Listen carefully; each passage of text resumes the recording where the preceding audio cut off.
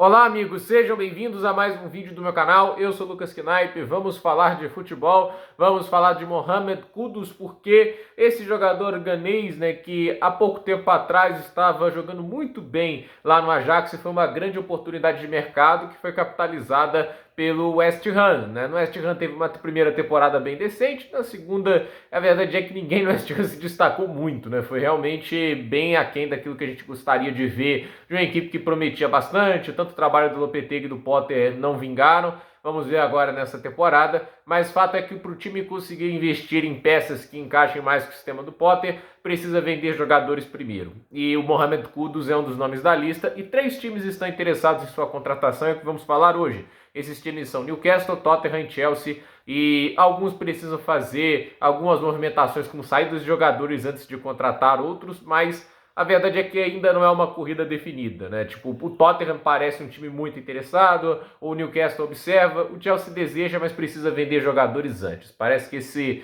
o panorama, e o West Ham não acho que tenha tanta pressa em vender, ainda mais sabendo que pode conseguir acordos muito bons, ainda mais por um jogador que, assim, 3 times estão atrás dele, então dá para fazer uma pequena guerra de lança, a não ser que o jogador se decida por um clube e deixe, obviamente, a equipe londrina de mãos atadas. Mas falando do Kudus aqui, ele é um jogador extremamente versátil, ele consegue jogar em várias funções do ataque, ele é muito bom conduzindo a bola, ele tem capacidade de drible, capacidade de finalização de fora da área, consegue funcionar bem em transição, e acho que assim, ele precisa evoluir alguns aspectos dele, principalmente essa questão do posicionamento, e no jogo posicional, obviamente, ele vai ter que trabalhar um pouco mais para se livrar melhor dos marcadores, mas ele tem força física, ele tem habilidade técnica, Eu acho que assim, o Kudus é um cara que eu gosto muito mais em tomada de decisão, por exemplo, que o Noni Madueke da vida, Eu acho que o Chelsea, por exemplo, iria ganhar em relação a isso. Aí fica aquela dúvida também. Ele seria titular em algumas das 4 equipes, porque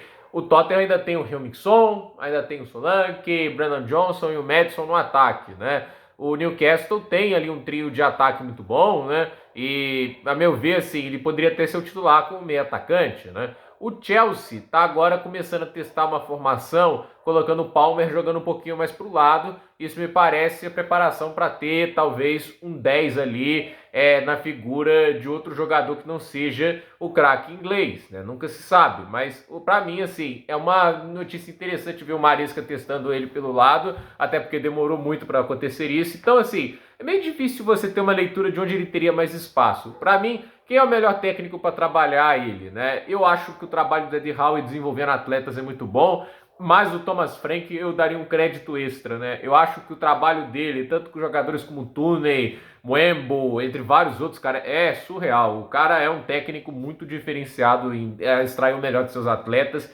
Então eu acho assim, se a gente pensar o cara que para mim pode extrair mais futebol do Kudus, ainda mais entendendo dinâmicas e versatilidades distintas, esse cara para mim é o Thomas Frank. Eu acho que ele extrairia melhor o futebol do Kudus, mas ele vai querer ir pro Tottenham? Não sei, Tipo, eu acho que não veria nada contra o Kudus no Tottenham. Ele tá no West Ham, ele aceitou ir para um clube menor que o Tottenham, que tem menos infraestrutura, que tem menos condições competitivas, e o Tottenham acabou de vir de um título continental, e a meu ver o elenco é muito melhor que um 17º lugar da Premier League. Isso é muito fruto de um trabalho muito, assim, pobre em termos de variação do Ange Postecoglou. Mas, olhando para os times, Tottenham, acho que pode oferecer ele um trabalho tático muito bom, que pode ser importante para desenvolvê-lo.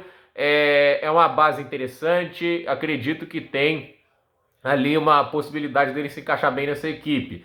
O Chelsea é um time que pode trazer ele num sistema diferente. Ele vai acabar jogando bastante tempo porque o calendário do Chelsea vai ser lotado, o time vai estar na Champions League. Então, assim, 2 times oferecem Champions League nessa equação. O Newcastle não. E aí a gente tem que... Assim, então agora tem que lembrar se o Newcastle oferece ou não. Agora, oferece sim. O Newcastle está na Champions. Acho que ele ficou em 5º lugar, porque o Aston Villa ficou em 6º, e em 7º ficou a equipe do Nottingham Forest. Então, assim, o Aston Villa foi para a Europa League e o Newcastle foi para a Champions. Os 3 oferecem Champions League para ele, O Newcastle talvez seja o time onde ele tenha mais garantias de titularidade, mas não são garantias totais ainda, e a gente sabe que, assim, em termos de capacidade de investimento, na condição de ter um elenco mais competitivo a longo prazo, o Newcastle é que dá menos garantias, por mais que o elenco seja bem interessante. Muita gente vai falar que tem um dinheiro saudita por trás, mas existe um limite. O fair play financeiro impede doping financeiro. Então, existe um limite do quanto que eles podem gastar. A gente viu que na última janela eles não puderam investir muito pesados. E eu fico olhando assim, tá na próxima Champions, isso é positivo, né? Então,